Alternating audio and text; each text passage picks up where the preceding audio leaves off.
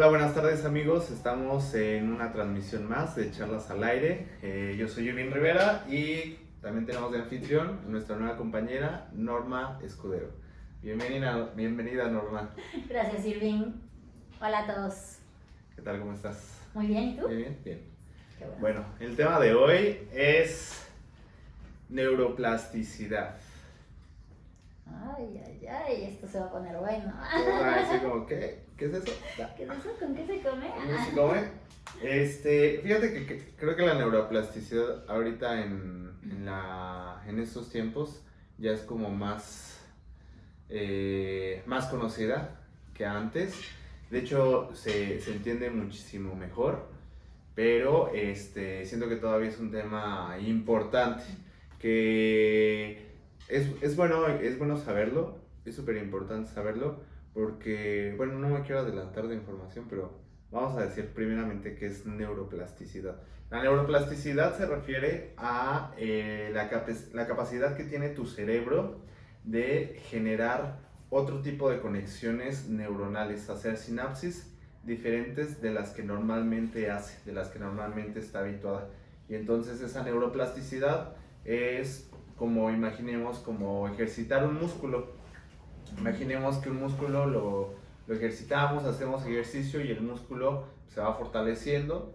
Es lo mismo la neuroplasticidad, a esto se refiere, pero con el cerebro, y nuestro cerebro lo vamos fortaleciendo, vamos creando conexiones diferentes y pues eso te puede ayudar muchísimo a la vida. Entonces ahorita lo vamos a enfocar un poquito, la neuroplasticidad, de manera en cómo es usada para poder cambiar ciertos hábitos, ciertas adicciones, ciertas creencias, ciertas muchas cosas que no nos permite llegar al lugar al que todos quisiéramos o al que deseamos cada uno de nosotros. Así es, fíjate que es bien interesante cómo funciona nuestro cerebro, que además es una de las maravillas de la creación, creo yo, ¿no? Es como tan complejo, pero a la vez tan, casi podría decir que hasta mágico, ¿no? Es como una computadora, tal cual. Sí, pero además como una computadora biológica, ¿no? Una computadora que tiene esta maravillosa capacidad de... Yo me acuerdo cuando tenía como unos 17, 18, que me dijeron que cada vez que aprendes algo nuevo, cada vez que incluso pruebas un sabor nuevo, que visitas un lugar nuevo, que experimentas como con alguna textura nueva, estas sensaciones y demás, tu cerebro va creando nuevas conexiones. Yo empecé a animarme a probar más cosas, a dejar, digamos, de ser un poco melindrosa, como a veces pasa, ¿no? Que eres medio melindroso, y empecé a aventurarme a probar desde una fruta que no conocía, a ver, ¿no? La pruebo. O una comida y cosas así como, obviamente siempre seguras. No voy a probar cualquier cosa, ojo, ¿no? Pero como a veces obviamente uno se arriesga a sufrir pequeños accidentes en estas pruebas, ¿no? Alguna vez me pasó con una fruta que me soltó del estómago horrible, pero bueno, pruebas cosas nuevas y entonces saber que tu cerebro va creando conexiones nuevas. También cuando tú aprendes algo nuevo, ¿no? Sí. Por ejemplo, cuando escuchas a personas que hablan un idioma distinto, y aunque no entiendas nada, simplemente con que estés escuchando esos sonidos nuevos, diferentes a los de tu idioma, tu cerebro va creando conexiones nuevas. Sí, justo, ¿no? Va creando, y también las experiencias. Justo siento que las experiencias son las que más crean estas sinapsis como diferentes, sobre todo cuando somos más niños, jóvenes, ¿no? Bueno, seguimos siendo, pero... Claro. No, y además toda la vida, o sea, porque no es como esto de, ay, es que ya estoy grande, ya no puedo aprender nada nuevo, ¿no? Este dicho que no se le enseñan trucos nuevos a un perro viejo, pues es que sí se puede, en realidad sí, uno puede aprender todo el tiempo, ¿no? Yo recuerdo cuando estudié educación imaginativa, empecé a ver que había elementos de cosas que cuando tú aprendes eso, pues como que la capacidad de tu cerebro se amplía y la de tu imaginación, ¿no? Porque la imaginación se nutre a partir de experiencias, información, ¿no? Y conocimiento. Sí. Entonces, cuando tú empiezas, por ejemplo, yo me metí en ese entonces a estudiar un método políglota, aprendes 8 idiomas de manera simultánea. Órale. ¿No? Yo no es que pensé que, ay, los voy a hablar los 8, la verdad es que unos me costaban más trabajo que otros, pero sí, justamente la experiencia de empezar a interactuar con ellos te da una apertura diferente. Sí, claro. ¿No? Sí, te crea conexiones neuronales, así que ni te imaginas. Y una visión, te abre un panorama diferente del mundo, ¿no? ¿Sabes qué siento? O sea, que también hace que tu cerebro trabaje de una manera diferente, o sea, como que procesa las cosas más rápido. Y sabes, o sea, es un punto importante como lo que dijiste de la edad, porque de alguna manera siento que cuando estamos niños, la neuroplasticidad la tenemos como un poquito más desarrollada. Me refiero a que como hay muchísimas cosas nuevas. Receptivo. Demasiado, claro, estás muy receptivo, muy maleable, muy curioso, ¿sabes? Y hay muchísimas cosas que pues que no tienes ni la menor idea y al avance de tu edad pues vas experimentando y experimentando. Pero siento que a veces ya hay gente que llega a la adultez y que ya no vive experiencias nuevas, ¿sabes? Ya no vive cosas, aventuras o aprendizajes, y no es que la neuroplasticidad se acabe, es que la neuroplasticidad deja de trabajar o dejan de ponerla en funcionamiento, ¿sabes? Los hábitos, como decíamos exactamente. Ahí entra esta parte de los exactamente. hábitos. Entonces, por decir, o sea, las conexiones neuronales son como, imaginemos que son como caminos, como senderos, ¿sabes? Y cada vez que tú vives una experiencia nueva, una sensación, un sabor, un aprendizaje, otro idioma, se crea ahí un sendero, ¿sabes? Y se crea esa conexión. Y lo que lo va fortaleciendo es la repetición de esa experiencia, de ese gusto, de ese sabor, de ese idioma. Y poco a poco se van haciendo cada vez más y más y más y más y más grandes esos caminos, ¿sabes? Entonces, lo que yo creo es que pasa que muchas veces los adultos ya tienen caminos demasiado profundos, ¿sabes? Demasiado grandes, que ya no dan paso para otros lados y se acostumbran a él.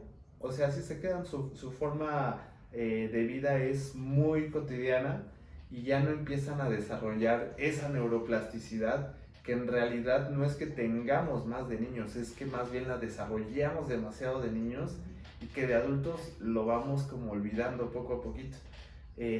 O sea, tú seguramente sentiste la diferencia de cuando estabas aprendiendo 8 idiomas a la vez a en algún momento de tu vida donde dijiste, hoy no quiero aprender nada, este tiempo no quiero aprender, no quiero leer o no me quiero informar demasiado, ¿no? ¿Cómo lo sentiste? Sí, pues es que es diferente, ¿no? Cuando eres niño tienes más curiosidad y tus intereses están quizá menos definidos o menos enfocados, ¿no? Entonces, pues como estás tan abierto, aprendes un montón de cosas. Sí. Y también tienes menos temores. Cuando eres adulto, tienes más temores y también intereses más enfocados. Entonces, estás como en esa línea.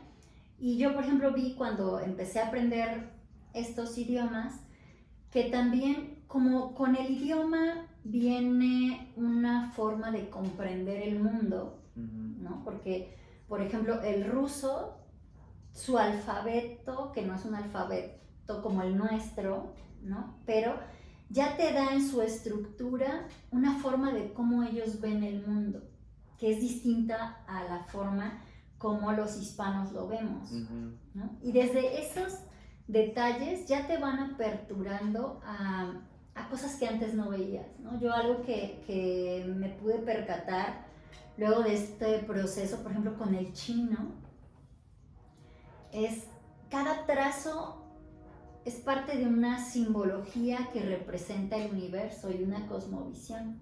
Entonces, el empezar a entender esto también te empieza a abrir a ver otras cosas, ¿no? Yo creo que si yo no hubiera pasado por ese proceso de empezar a abrirme, a lo mejor no estaría haciendo lo que hoy hago, ¿no? Que implicó todo un proceso de comprender cosas que sí eran de mi interés antes, pero no veía como esa totalidad o no entendía al mismo nivel las cosas como hoy las entiendo después de esa experiencia. Y por decir que es que me interesó mucho lo del ruso y lo del chino, o sea, como especificar a qué te refieres que te cambió tu cosmovisión, o sea. Mira, por ejemplo, con el ruso, ellos, la última letra del alfabeto es la que representa al yo. Entonces ya desde eso te da una visión de cómo ellos estructuran, que primero es el colectivo y después es la persona. Al final está el individuo. En Occidente primero está el individuo y después la colectividad, ¿no? Sí. Y en ellos es, o sea, desde cómo están estructuradas sus letras, la última representa a la persona. Entonces ya ahí hay como toda una cuestión. En el chino, por ejemplo, el cero, ¿no? La representación del cero, además de ser 11 trazos, son un montón, ¿no? Representa el todo. Mientras que para nosotros a lo mejor cero representa nada. Y para ellos el cero representa la conjunción de todo lo que hay en el universo, los ríos, las montañas, todo, ¿no? Por ejemplo, en el italiano, ellos hablan mucho con ademanes, con los gestos, es parte del lenguaje, ¿no? El italiano no se entiende igual sin la gesticulación, pero además su idioma tiene palabras que nosotros en el nuestro no, para representar aspectos como el gozo, el disfrute, el placer. Tienen más variedad de palabras que nosotros. Por ejemplo, en el japonés, para nosotros decir como muchísimas gracias sería una exageración, pero para el japonés hay muchas formas de decir gracias y depende como de la intensidad del agradecimiento. Hay una que se usa mucho, que es así como traducida al español sería como si dijeras muchísimas gracias, ¿no? Entonces, también eso te habla de la cosmovisión del pueblo, ¿no? Y de cómo ellos ven y estructuran la vida. Sí. Entonces, a mí eso me pareció fascinante y también me permitió entender aspectos sobre la forma en la que también cada cultura ve los negocios, ve el dinero, ve los recursos, ¿no? Y otros aspectos que, independientemente de las conexiones neuronales que seguro se forman en el cerebro, me permitió a mí ver la vida de una forma diferente. Pero por decir, ahí, yo creo que sí tiene que ver mucho el desarrollo neuronal que tú tuviste, ¿sabes? O sea, a lo que me refiero es que al aprender 8 idiomas al mismo tiempo y al aprender no solo cómo decir las cosas, sino la cosmovisión de cada uno de los países, o sea, a ti te está dando un desarrollo mental, pero buenísimo, o sea, no nada más de lenguaje, sino también de cultura. Y por decir, yo lo que creo es que tu cerebro ha de estar, pero procesando todo, pero al 1000%, ¿sabes? O sea, lo que decía es que el cerebro es como una computadora. Entonces, si tú le vas administrando información, es lo mismo como ir fortaleciendo el músculo. Y lo que hace el mismo cerebro también es justo tener a veces hasta mejores reacciones, te hace más inteligente, obviamente, ¿sabes? A mí me ha pasado que cuando dejo de leer, hasta mi léxico se disminuye.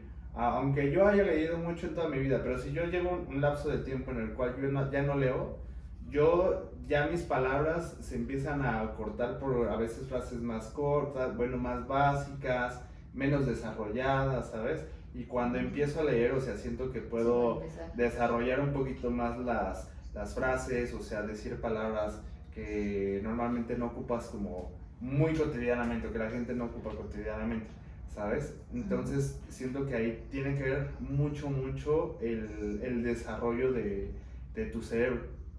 Y por decir, ahorita lo estamos tocando con una cuestión más intelectual, y eso está perfecto, increíble, pero me gustaría llevarlo un poquito más a una cuestión como de psicología, psicológico, ¿sabes?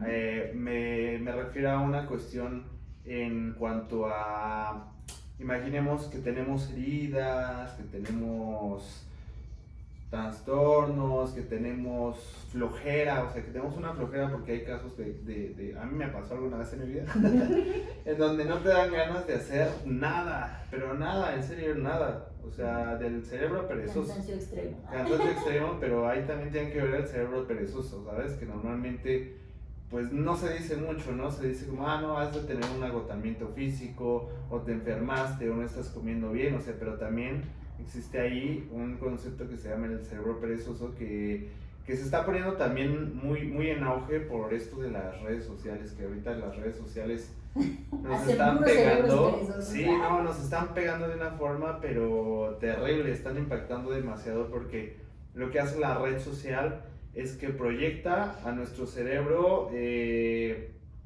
un buen de información, un buen de imágenes, que nuestro cerebro hace que nosotros segreguemos dopamina sin el más mínimo esfuerzo, y entonces el cerebro piensa que con la repetición, pues que eso es normal, ¿no? O sea, y que eso es rico para el cerebro, ¿sabes?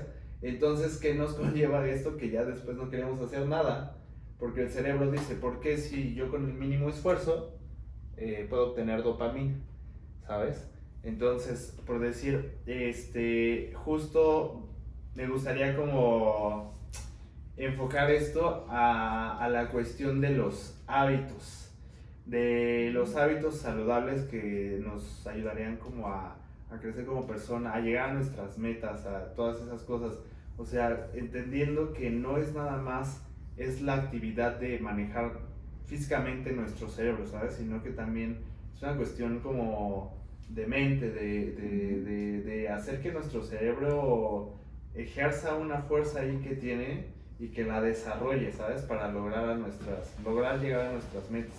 Sí, que a veces va más allá de la simple voluntad, ¿no? Sí, justo. O de tener el propósito, ¿no? Como los propósitos de Año Nuevo, y por eso siempre se quedan como... Las uvas ahí nada más te personal, pero nada más te atragantaste con las uvas, pero no... Después no llevas a la acción no llevo a nada. Lo que requieres, ¿no? ¿Sabes? Ahorita que dices de la voluntad, según esto, la voluntad, cuando tú la activas, o sea, se activa tu lóbulo prefrontal del cerebro, ¿sabes? Entonces, ahí ya estás generando una sinapsis que te va a ayudar para seguir yendo al lugar al que quieres. Pero esta cuestión, o sea, es como de que repetición, ¿sabes? O sea, seguirlo una y otra vez. Disciplina, constancia, persistencia. Es muy chistoso porque, por decir, yo luego veo redes sociales y todo te lo venden de que mañana llegas a tu meta. La siguiente semana te hiciste millonario. En 2 semanas, no, ya viajaste por todo el mundo y siento que pues es mucha mentira, ¿no? O sea... Hay cosas que se pueden hacer en poco tiempo, que se pueden lograr en poco tiempo, pero hay cosas que es irreal. Sí, no, hay que ser realistas. Y por decir esto es igual, ¿no? A mí, honestamente, alguna vez me pasó como de que yo quería desarrollar como mi cerebro como más rápido, y yo decía, pero ¿cómo y cómo? Decía, no, pues con meditación, no, pues que con hipnosis, y yo decía, no, pues en 2-3 días yo ya estoy, ¿sabes? Pero pues te das cuenta que no, que las cosas no son así, por más que tú lo intentes, o sea, las cosas no son así, o sea, como que le tienes que dar su tiempo, su momento, su trabajo, su espacio, y ahora me doy cuenta que sí, trabajando, o sea, desarrollando como tu cerebro, obligándolo a trabajar, ¿sabes? Porque el cerebro su única tarea es hacer que tú sobrevivas, ¿sabes? Y el cerebro le gusta ahorrar energía. Entonces, no. tu cerebro, claro, el cerebro dice, bueno, estás vivo si tú te quedas sentado ahí en tu cama. Si te levantas a las 12 del día y te duermes a las 2 de la tarde. ¿No? O sea, tu cerebro dice, no, pues te va a mantener vivo. Y para mí me es más fácil que tú seas huevón, que tú seas flojo, para que no muevas nada y no te expongas a un mundo externo. Y entonces desde ahí también viene el cerebro perezoso. Pero no hay nada mejor que entenderlo, ¿sabes? O sea, entender de dónde viene y saber que nosotros podemos programar y modelar a nuestro propio cerebro. A mí me gustaría que nos contaras como alguna anécdota en la cual tú dijeras, esto me da una hueva tremenda, pero si no lo hago, no voy a llegar al lugar en el que estoy, ¿sabes? ¿Y cómo fue que hiciste para poder pues, autosugestionarte o decir, no, lo tengo que hacer o lo tengo que hacer? Uy, pues a lo largo de mi vida ha habido un montón de cosas con las que he tenido que obligarme un poco al principio, ¿no? Porque creo que una vez que tomas una decisión, ¿no? Tienes que ser firme en si eso es importante, tienes que ser consistente con que eso es importante para ti, ¿no? Lo que platicábamos hace unos días de que decía Adri, ay, no vayas al gimnasio, y le dije, no, para mí es importante ir al gimnasio, es un no negociable, ¿no? Hacer ejercicio es un no negociable en mi vida, y no siempre tengo ganas. Pero porque eso siento que ya lo tienes tú ahí, tienes un sendero ahí bien marcado, ¿no? De que tú le trabajaste, sí o sí. Pero no siempre tengo ganas. Claro. Hay días que quedarse en el sillón es más tentador, ¿no? Que ver una película es mucho más apetecible, que hacer otra cosa es, pues sí, más atractivo. Pero para mí es no negociable. Entonces, al menos cierta cantidad de días tengo que ir sí o sí, ¿no? En cada semana. Y como eso, pues hay cosas como leer, ¿no? O, por ejemplo, ahorita que estoy haciendo la maestría, cumplir con mis tareas, porque hay un promedio mínimo que yo me he puesto el objetivo de aquí para abajo nada, ¿no? De ahí para arriba. Entonces, creo que es eso, como tomar una decisión, o eso es lo que yo he aprendido, ¿no? A lo largo de mi vida, de todas esas cosas que ha sido como que, ay, no quiero hacerlas, ¿no? Reportes, no, tareas, no, ejercicio, no, como todo eso que tender la cama, ay, qué horror, acomodar la ropa, no, lavar los trastes, ay, qué asco, como todas esas cosas que son desagradables, o en algún momento pueden ser desagradables, cuando tú tomas la decisión de quiero vivir de esta forma, para mí lo que quiero es esto, pues empiezas a primero batallar, porque sí se batalla, ¿no? Para ser consistente. Siempre, al principio, ¿no? Al principio es como al principio un estira y afloje de hoy. Afortunadamente con el ejercicio para mí, pues yo empecé muy chica, ¿no? Mis papás, pues te contaba, ¿no? La otra vez fui scout y entonces, pues eso ya es como de así disciplina, ¿no? En ciertas cosas. Con cierto orden, con ciertas cosas que son no negociables, ¿no?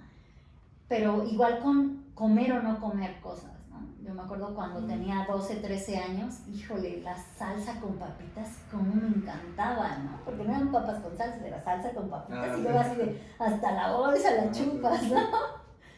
Pero yo recuerdo una vez me sentí muy mal y el doctor me llevaron, tenía como unos 13 años, estaba en la secundaria, y el doctor me dijo, pues ni grasa, ni salsa, ni refresco, porque pues ya se te está haciendo gastritis, ¿no? Sí. Por eso el tremendo dolor.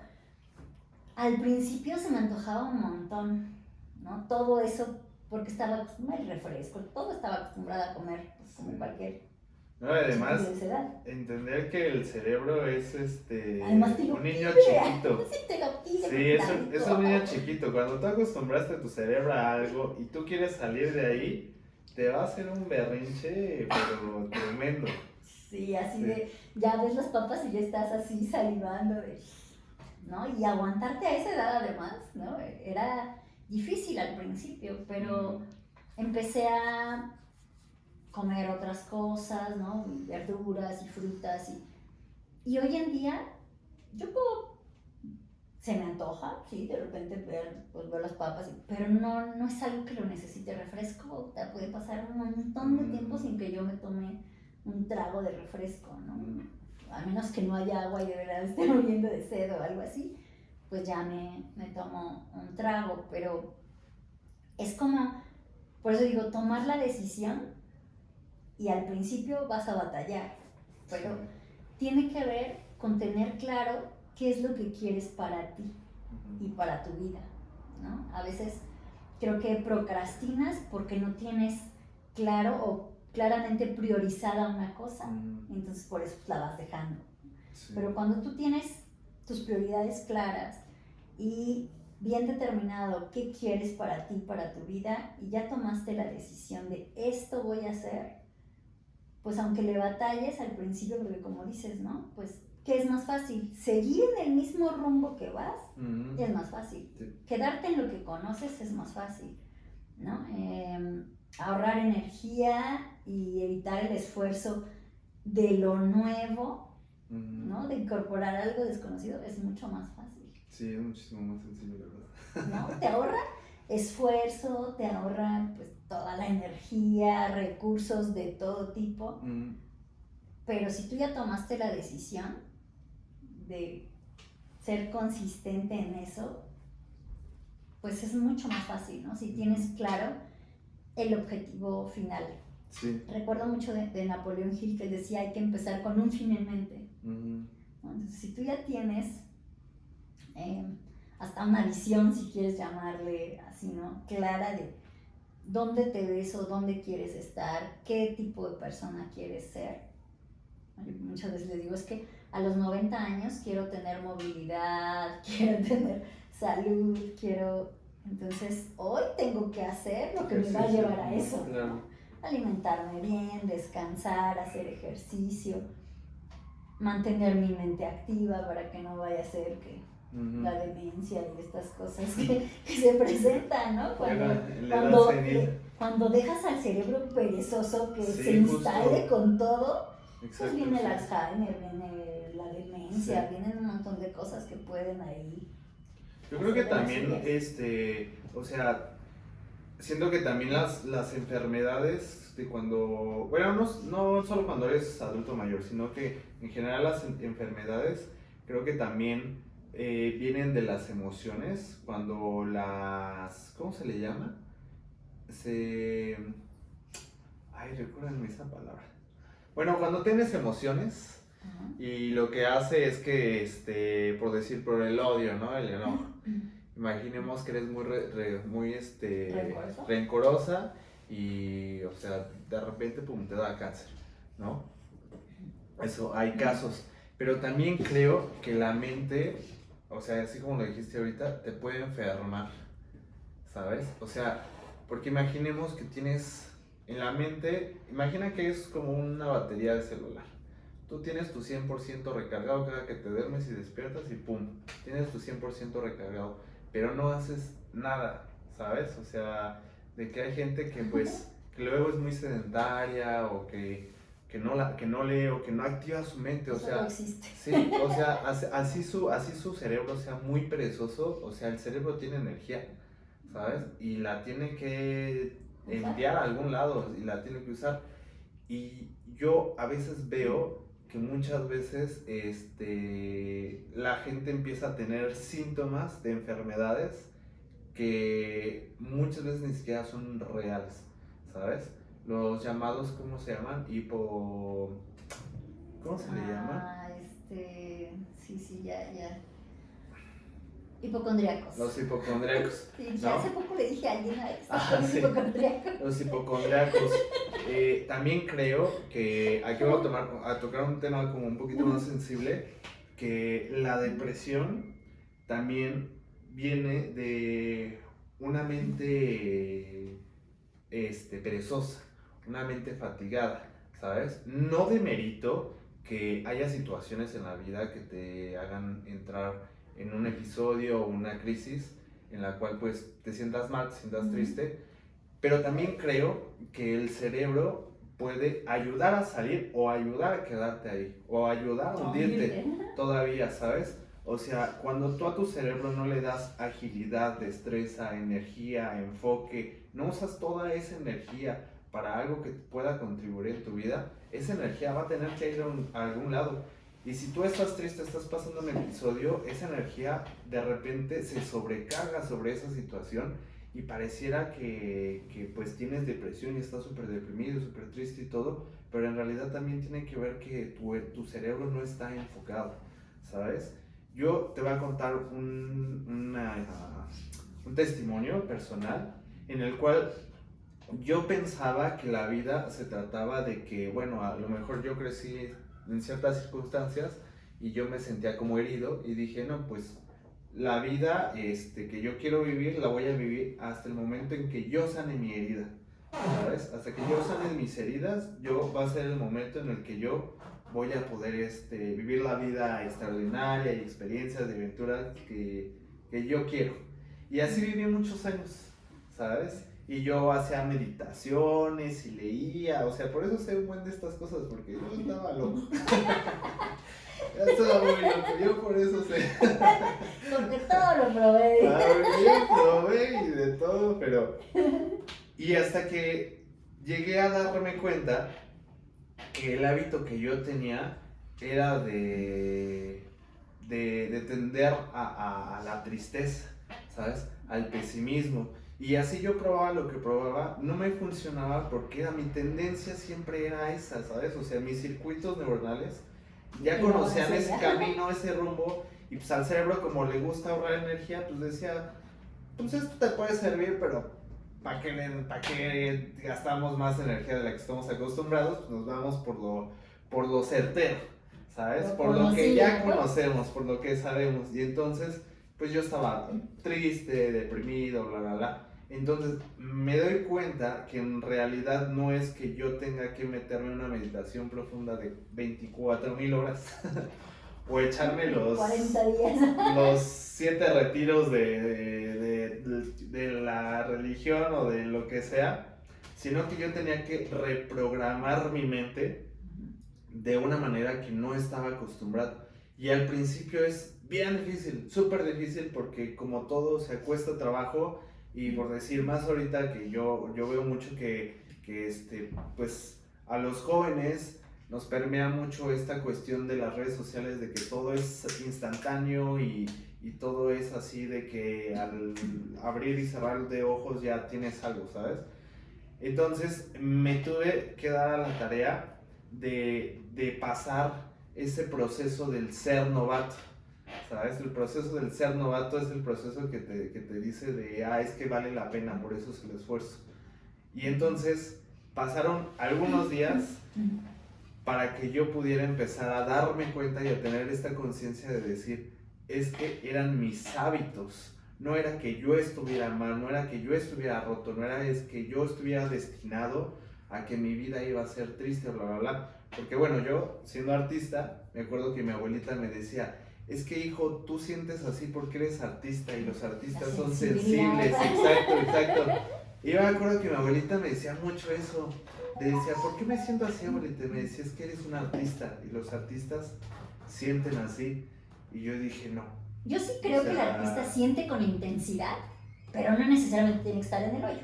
Ajá, exacto, sí. No, sí, exactamente. O sea, como que siento que como artista puedes desarrollar más sensibilidad de las personas que normalmente no acostumbran un medio de esta manera, de esa forma.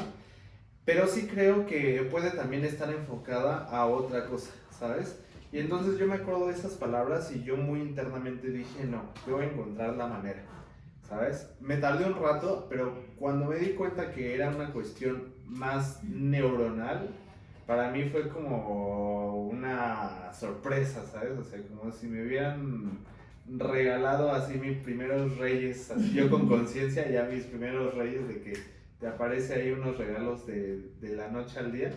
A mí me pareció así de extraordinario. Y entonces empecé a tratar de modelar mi cerebro de esa manera, tratando de ser más positivo, o bueno, no es que seas positivo, es que trates de ver la vida de una manera diferente, ¿sabes? Porque sí tiene que ver mucho el desarrollo de tu mente a cómo ves la vida. Siento, y no siento, más bien estoy completamente seguro, que las personas exitosas y que tienen dinero y que les va bien en la vida, te aseguro que su procesamiento neuronal es muchísimo más rápido, muchísimo más veloz, ¿sabes? Siento que ellos pueden procesar la vida de una manera más rápida, hasta sus propias emociones, como que siento que las han de poder gestionar de una manera más rápida, pero me parece que es por esa habilidad que desarrollaron, esa habilidad neuronal. Bueno, y hay herramientas además que también te hacen no, sí, claro, te facilitan el camino, ¿no? Yo siempre he dicho que a mí el arte me salvó la cordura. O sea, yo pude haber estado bien descocada, pero gracias a las artes fue que me mantuve medianamente cuerda, ¿no? Sí. A ver, cuéntanos eso. Sí, bueno, mientras yo crecía, yo tuve un hermano menor que tenía problemas desde siempre. Desde que yo me acuerdo, él tenía problemas pues que afectaban su conducta, ¿no? Entonces empezó a tener tratamiento psiquiátrico muy pequeño, y en aquel entonces pues la medicación psiquiátrica para niños era la de adultos y pártala, ¿no? Y ahí váyale calculando a ver con cuánto no se le pone loco el chamaco. Y pues al verlo a él había cosas que eran pues casi que traumáticas para un niño. Vivirlo me imagino horrible, verlo espantoso, ¿no? Entonces había muchas cosas que pasaban en casa que era como, pues lo mejor es escapar de esto, ¿no?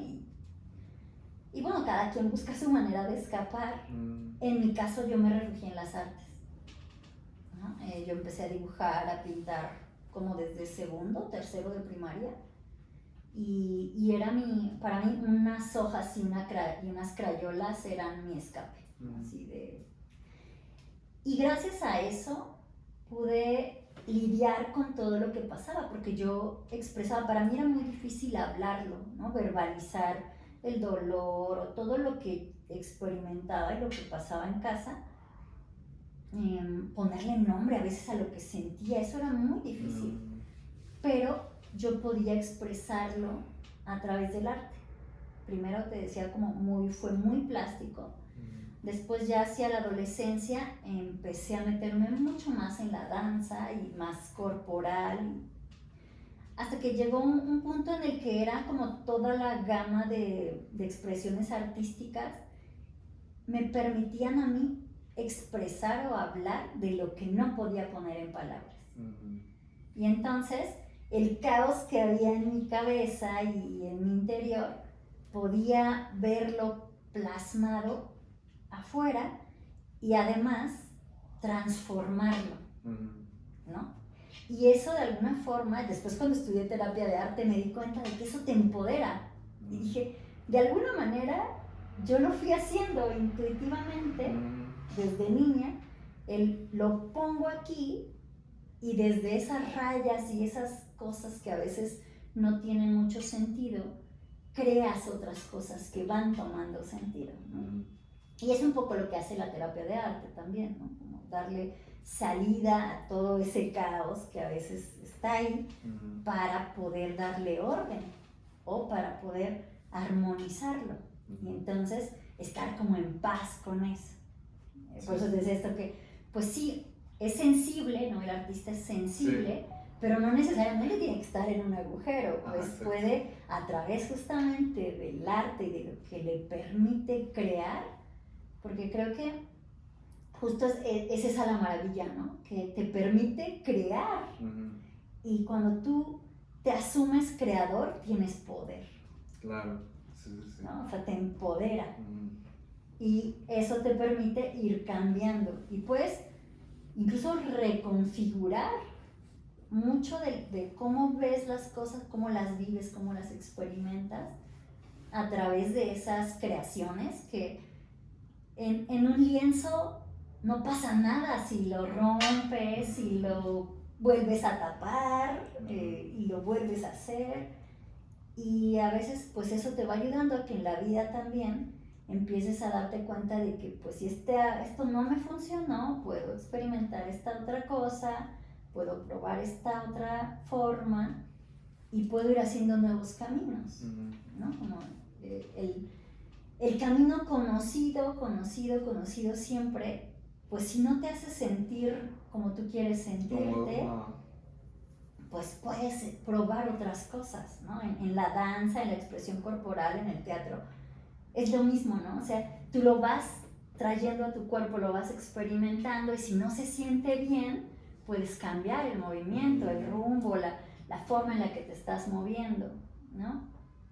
Y a partir de eso, experimentando el balance entre tensión y relajación, puedes ir encontrando también nuevas formas de ver las cosas y de ir experimentando pues cómo tu diálogo interno se va conformando y cómo también vas relacionándote con todo en el exterior.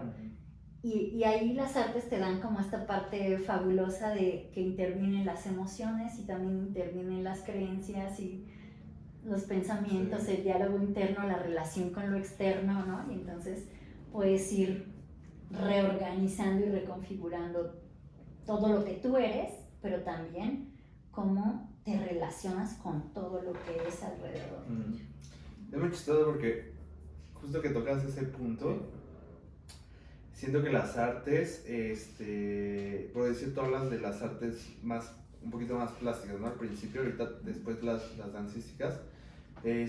Yo también estuve haciendo danza un rato y me di cuenta de que muchas personas que no están acostumbradas, bueno, yo también lo viví, que no estábamos acostumbrados al movimiento, o sea, al hacer movimientos, o sea, a poner a tu cuerpo en diferentes posiciones que normalmente no estás acostumbrado y hasta hacerlo enfrente de otras personas que jamás tampoco estás acostumbrado, es muy chistoso porque conectas otras neuronas, pero además de eso se te abren, no sé cómo explicarlo, como que empiezas a sentir emociones que tenías guardadas, quizá en esos lugares, en esos zonas corporales, en esas zonas neurológicas, no sé cómo explicarlo, pero que empiezan a salir, ¿sabes? A mí me tocó que en ejercicios corporales muchas veces la gente lloraba, ¿sabes? Claro, que no tenía que ver con que, es que tu escena o tu coreografía tiene que ver con el llanto, la tristeza, no, o sea, más bien solo eran ciertos movimientos que hacían que su cuerpo se moviera de una forma totalmente diferente a la que estaban acostumbrados. Ahí creaban unas conexiones que a lo mejor se habían tocado en algún otro momento de su vida y que se volvieron a tocar y eso despertaba el llanto, ¿no? O no solo el llanto, también a lo mejor agresividad, alegría, sorpresa, o sea, diferentes emociones, pero que hacen que experimentes otras cosas, ¿sabes? Y yo creo que la naturalidad del ser humano es, o sea, siento que todos en nuestra naturalidad muy inconscientemente tenemos el impulso de querer experimentar, ¿sabes? O sea, hacer cosas que no hemos vivido o que no hemos hecho, o sea, tratarnos de experimentar por completo, no sé cómo expresarlo, o sea, como vivirnos al límite, llegar a nuestro máximo potencial. Siento que naturalmente eso es del humano, ¿sabes? Ya que haya otras ciertas cosas que nos distraen muchísimo de nuestro Ikigai, que es lo que le llaman de nuestro nuestro sentido de la vida, nuestra razón de ser, o sea, pues que ya haya muchas cosas como noticias, redes sociales, gobierno, religión, hay muchas cosas que nos distraen, pero en esencia siento que el ser humano quiere llegar a su máximo potencial, o sea, llegar en serio a su máximo potencial, y a mí me parece que el trabajar neurológicamente, yo lo veo como, imaginemos que nuestro cerebro es una pintura, ¿no? Imagínate que es una pintura ahí. Y tú le empiezas a pintar, ¿no? Que un rojo por aquí, y un verde por acá, y de repente un amarillo por acá, y un azul y bla, bla. Y o sea, de que lo queremos llenar de colores, pero con trazos que empiezas como, no, pues aquí va a ser puntillismo, y aquí le voy a meter ahí como tipo aerosol, y acá acuarela, así me explico. Y siento que entre más te llenes a tu cerebro de esa manera, entre más conexiones tengas en tu cerebro, siento que la vida llegaría a ser de una manera extraordinaria, ¿sabes? Sí, pues vas adquiriendo también mayor flexibilidad, ¿no? Sí. No físicamente necesariamente, pero sí para adaptarte, te vuelves más resiliente también. Claro, sí. En cómo te sobrepones ante los retos y las adversidades. Sí. ¿Sabes también? Porque creo que creo que cuando tienes más conexiones en tu cerebro, tienes más oportunidad a información que te podría sacar de un problema cualquiera, ¿sabes? O sea, yo lo que creo es que, por decir, no sé si sabes, pero hay gente millonaria que estuvo en bancarrota y se volvió a ser millonario, ¿sabes? Donald Trump, o sea, como 4 veces. Yo lo que creo que él, o sea, tiene una conexión neuronal, así sea como sea el señor, o sea, no le quita que seguramente él no sé cuánto de leer, no sé cuánta energía neuronal mental ha de tener, pero eso le ayuda a estar en una situación y poder salir de ella, ¿sabes? Entonces yo creo que cualquiera de nosotros tenemos la capacidad de poder hacerlo, nada más que lo que necesitamos es tener esa constancia, ¿sabes? Ese desarrollo neuronal, esa sinapsis, para poder llegar al lugar que nosotros querramos. O sea, no sé, a mí me encantan estas cosas. Y además para desarrollarte en las áreas que quieres, ¿no? Claro, en sí, el sí, área sí. que quieras. O sea, Sí. pueden ser varias o puede ser una en la que tú dices, esta, ¿no? Por ejemplo, en el caso que decíamos, Donald Trump, independientemente de lo que uno piense sobre el señor, ha desarrollado una gran habilidad para hacer dinero. Claro, o sea, sí. No, a lo mejor en otras, como humano y como lo que quieras, no se ha desarrollado tanto, ¿no? Pero para eso en particular, el señor ha desarrollado una tremenda habilidad, tanto que se ha podido reponer de situaciones sumamente complejas, ¿no? Sí. Entonces, y como él, hay un montón de personas que se han desarrollado en algo muy específico y hay otros que se han desarrollado en más áreas. Pero yo creo que no creo que se hayan solo desarrollado en algo específico. A lo mejor esa sería la punta del iceberg. Yo creo que sí se han desarrollado, sí, lo que es evidente, pero sí, yo creo que sí han de tener un desarrollo.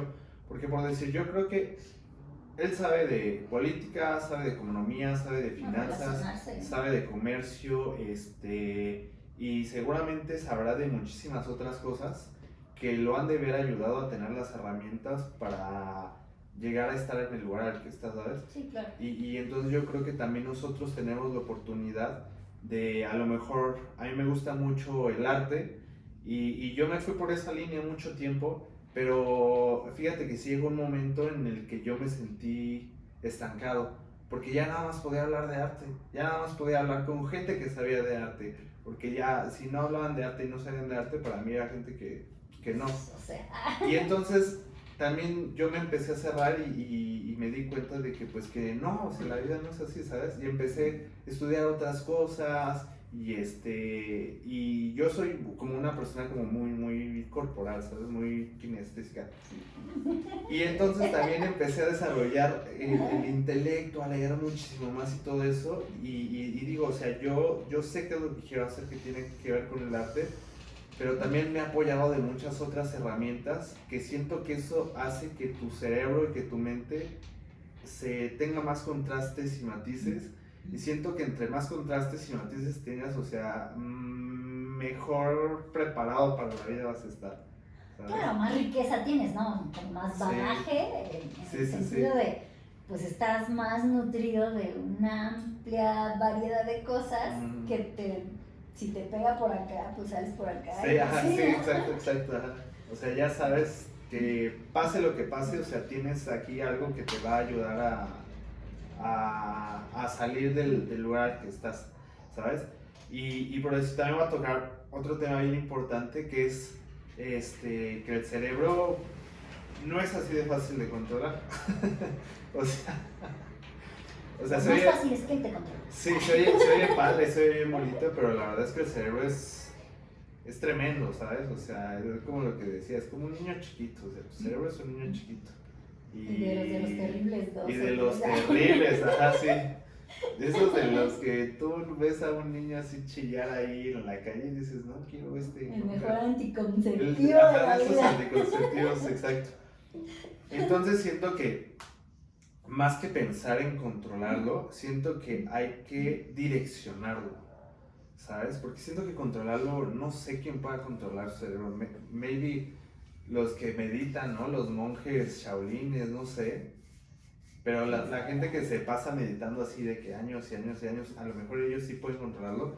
Pero nosotros que somos un poquito más mortales, más terrenales, o sea, sí es como ser muy reales de que el cerebro no es como que lo controles o que lo vayas a controlar y lo vayas a domar, ¿sabes?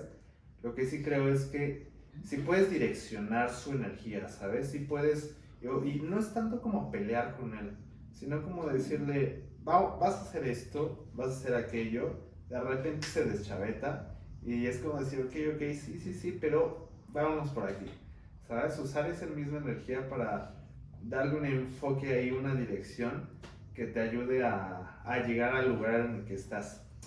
O en el que quieres estar. O al que quieres estar. Yo quisiera preguntarte algo. ¿Tú cómo lidias? Sí. ¿Cómo lidias y cómo superas esta cuestión del autosabotaje? Buena pregunta.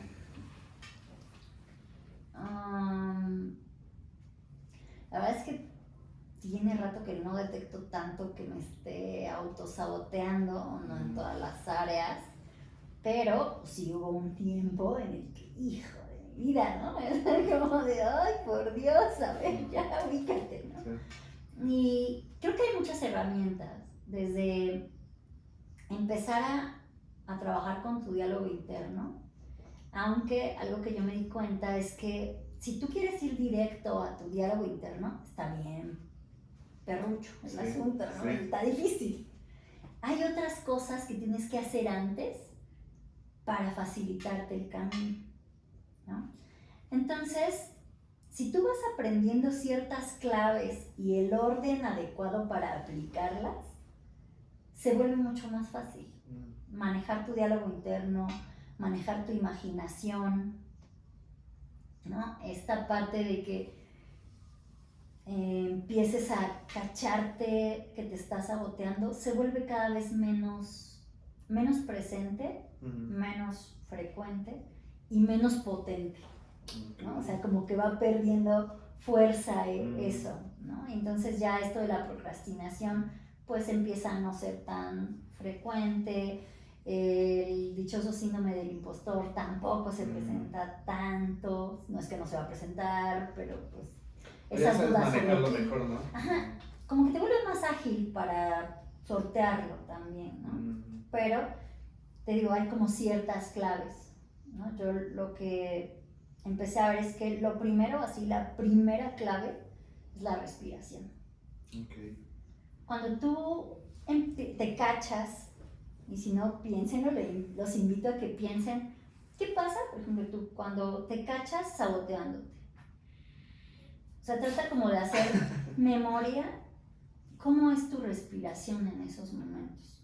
Sí, es corta, rápida. Superficial, ¿no? O sea, hay un patrón de respiración.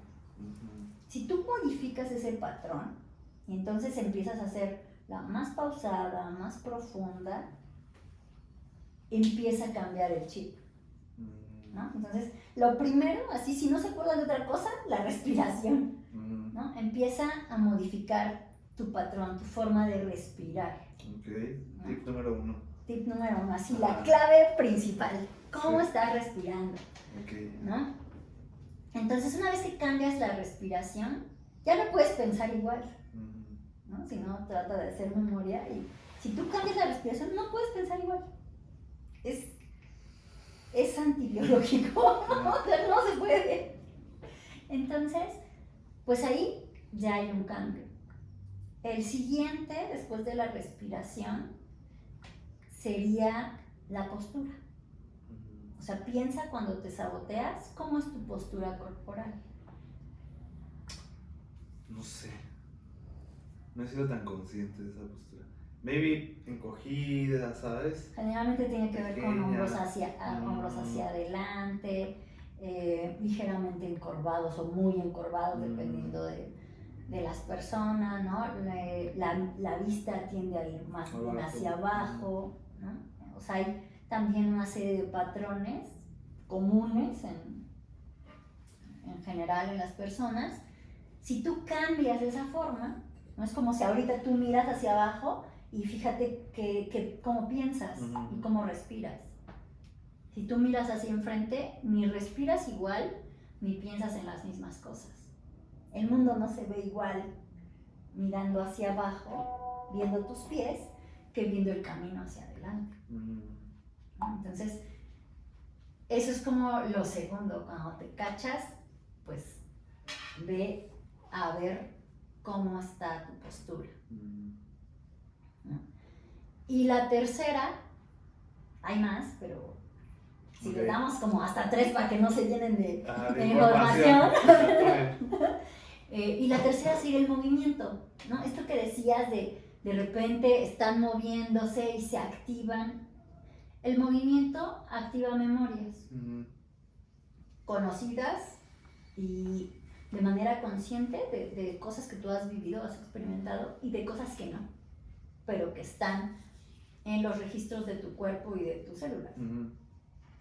Por eso es que cuando haces ejercicios a veces de expresión corporal, ¿no? En el teatro, en la danza, de repente hay cosas que se vienen y que te... así como que si te cayeran de golpe y no tienen que ver con lo que estás haciendo, ¿no? Pero el movimiento libera nuestro sistema nervioso, Sí. lo descarga y también permite trabajar con memorias que estaban ahí atascadas. Entonces, cuando te caches saboteándote, también revisa cómo está tu movimiento y ya luego les enseñaremos movimientos particulares que ayudan a hacer. Y por decir, camine. El movimiento tendría que ser amplio. Es que depende de qué quieres lograr, porque cada movimiento, por ejemplo, un movimiento más amplio, un movimiento más corto, tiene un efecto distinto. ¿No? Un movimiento más rápido, un movimiento más lento, también. Un movimiento más pesado o más ligero, igual tienen un efecto diferente, ¿no? Pero simplemente, como de manera general, pueden ver cómo es su movimiento y modificarlo y empezar a ver cómo se sienten. ¿No? Hay obviamente cosas que puedes hacer muy específicas, pero ahorita de momento general, porque el tiempo se nos agota, sí. Así experimenten cómo moverse diferente. Bueno, eso sí, también como moverse diferente de formas que normalmente no lo haces, si te activa ahí.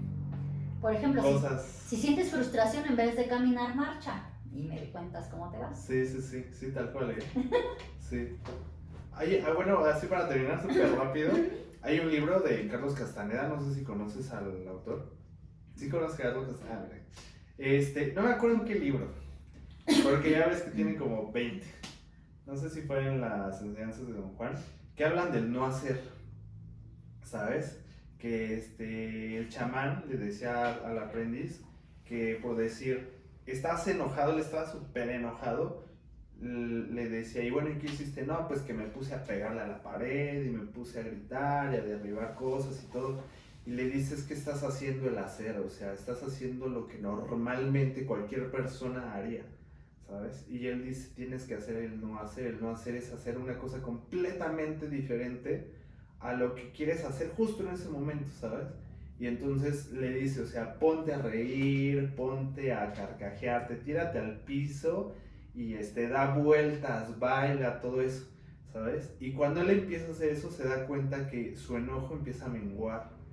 ¿Sí me explico? Entonces es hacer cosas que normalmente no acostumbras a hacer para romper el ciclo, ¿sabes? Y bueno, pues ahí está otra opción más, otro tip más. Y pues bueno, vamos cerrando. Esto fue el tema de neuroplasticidad. Espero les haya gustado. Y pues bueno, vámonos yendo porque ya es de noche. Se nos acabó el Se tiempo. nos acabó el tiempo. Nos esperamos en la siguiente transmisión de Charlas al Aire todos los jueves a las 6:30 aquí en vivo en YouTube. Y nos vemos mucho. Nos vemos, Norma. Gracias. Nos vemos la siguiente semana. Hasta Cuídense luego. mucho. Hasta luego.